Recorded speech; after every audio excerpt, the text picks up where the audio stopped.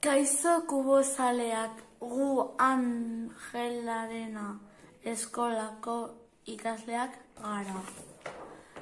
Eta bideo honetan bi bider bi Rubik kuboa nola egiten den azalduko dugu. Anima zaitez eta ea gurekin ikasteko gai zaren. Rubik kuboetan pieza desberdinak daude. Zentroak, ertzak eta izkinak. Baina bi bider bi kuboan izkinak bakarrik daude. Ikusten den moduan, izkinak 3 kolore dituzte. Adibidez, izkina honek. Gorria, berdea eta zuria. Kuboa horrela hartuta, hau gure aurrekaldea izango da. Aurrekaldea mugitu behar dugunean F letra ikusiko dugu. Aurrekaldea ingelesez front esaten da eta. Kuboa horrela hartuta, geruza hau gure atsekaldea izango da.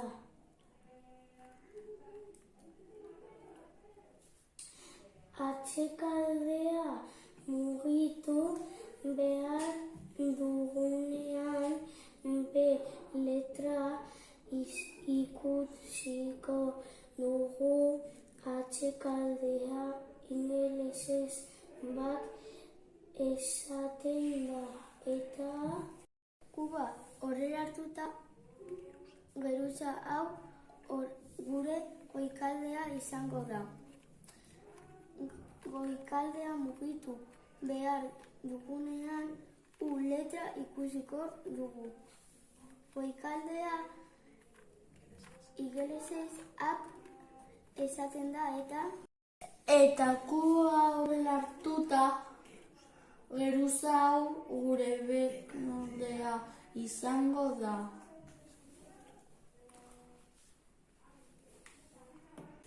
Goikaldea mugitu behar dugunean D letra ikusiko dugu. Goikaldea ingelesez down esaten da eta kuboa horrela hartuta, geruza hau gure ezkerraldea izango da.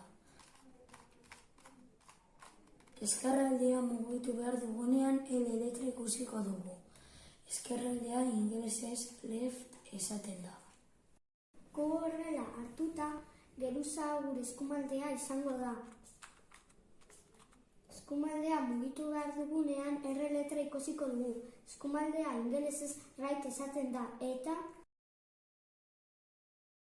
Geruza bakoitza bi norabidetan biratu daiteke, erlojuaren noranzkoan eta erlojuaren kontrako noranzkoan. Geruza baten letra ikusten dugunean, adibidez R, geruza hori erlojuaren noranzkoan biratu egin beharko dugu. Adibide honetan, eskumako geruza horrela mugituko dugu.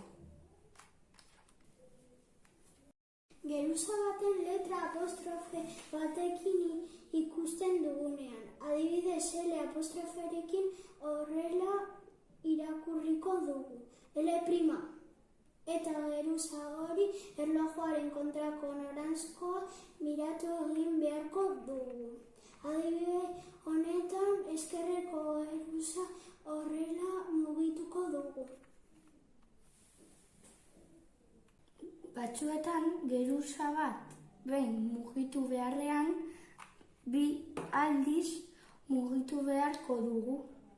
Orduan, geruza den letra bi zenbakiekin batera agertuko da. Adibidez, 2F. Adibide honetan aurreko geruza horrela mugitu beharko dugu. Lehenengo pieza zuri bat gora begira jarriko dugu, eta zein kolore dituen begiratuko dugu. Pieza honek zuria, urdin eta laranja ditu. Orain, zuria eta urdina edo zuria eta laranja dituen pieza bat bilatu behar dugu. Pieza honek zuria eta urdina ditu. Azkenik, pieza hori bere tokia izango denaren azpian kokatuko dugu. Kasu honetan hemen jarriko dugu. Urdinarekin lotzeko dugulako. Hau lehenengo kasua da. Kasu honetan mugitu behar dugun pieza beheko geruzan egongo da, eta alde zuria ezkerralderantz begira egongo da. Kasu honetan hau da egin behar dugun algoritmoa. D', R', D, R. Hau bigarren kasua da. Kasu honetan mugitu behar dugun pieza berantz beko geruzan egongo da eta alde zuria berantz begira egongo da. Kasu honetan hau da egin behar dugun algoritmoa. D', R', D, R. Horrela 3 aldiz. D', R', D, R. D', R',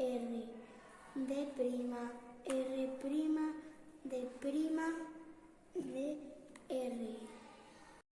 Hau hirugarren kasua da. Kasu honetan mugitu behar dugun pieza goiko geruzan egongo da, eta alde zuria ezkerralderantz begira egongo da. Kasu honetan hau da egin behar dugun algoritmoa. D', R', D, R. D', R', D, R. Hau laugarren kasua da. Kasu honetan mugitu behar dugun pieza goiko geruzan egongo da, eta alde zuria eskumalerantz begira egongo da. Kasu honetan hau da egin behar dugun algoritmoa. D', R', D, R, 4 aldiz.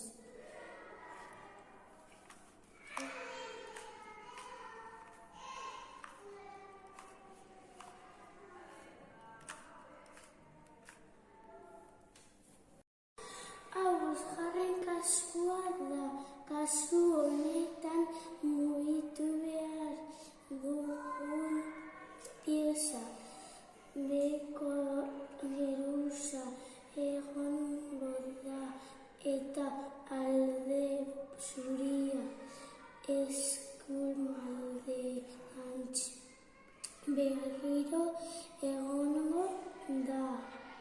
Kasu honetan hau da egin behar dugun algoritmoa. R', D', R. Kubari buelta emango dugu, eta alde zuria beherantz jarriko dugu, alde horia izango dena gorantz. Lehenengo helburua pieza bakoitza bere tokian egotea izango da, nahiz eta alde horiak gorantz begira ez egon. Horretarako jarri pieza bat bere tokian. Eta pieza hori goiko geruzan aurrean eta eskuman jarri. Ondoren, hurrengo algoritmoa egin. U, R, U', L', U, R', U', L. Algoritmo honekin piezak irudian ikusten den moduan mugituko dira goiko geruzan. Algoritmo hau batzuetan behin egin behar da, edo birritan, hirutan, lehenengo ez badira pieza guztiak haien tokian gitzen bilatu bere tokian dagoen beste pieza bat eta errepikatu prozesua. Lehenengo mugitzea nahi dugun pieza goian eskuman eta aurrean egongo da. Egin hurrengo algoritmoak gure pieza alde horia gure gorantz begira geratu arte. D', R', D, R, D', R', D, R. Kontuz, ez mugitu, giratu goiko geruza orientatu behar den beste pieza bat goian eskuman eta aurrean egon arte. Eta prozesua errepikatu. D', D', R', D, R, D', R, D, R, D', R, D, R, D', D, R. Eta kuba orain eginda da. Eta horrela kuboa egitea lortu dugu. Honekin gure tutoriala bukatu da. Espero dugu gurekin batera kuboa egiten ikasi izana.